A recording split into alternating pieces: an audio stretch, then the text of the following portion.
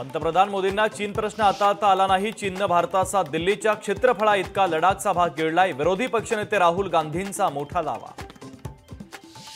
Reserve बँकेचा axis आणि HDFC बँकेला दणका बँकिंग नियमांचं उल्लंघन केल्याने तब्बल 2.91 कोटींचा दंड। हरियाणा विधानसभेसाठी काँग्रेसकडून 31 उमेदवारांची पहिली यादी जाहीर। कुस्तीपटू विनेश फोगाटला झुलाना मतदारसंघातून उमेदवारी।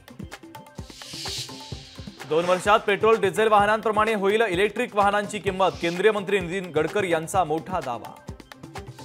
टाटा मोटार्सकडून इलेक्ट्रिक वाहनांच्या किमतीमध्ये 3 लाखापर्यंत कपात। नेक्सॉन EV3 तर 3 लाख तर पंच EV 1,20,000 स्वस्त।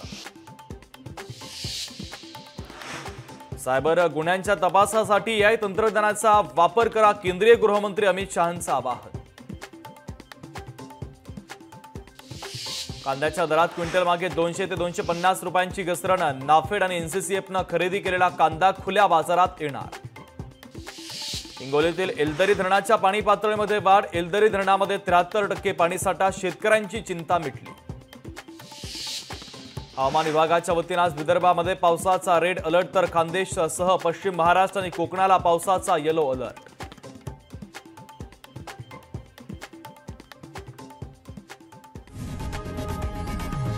लोकशाही मराठी ऐका, पहा, जागरूक रहा।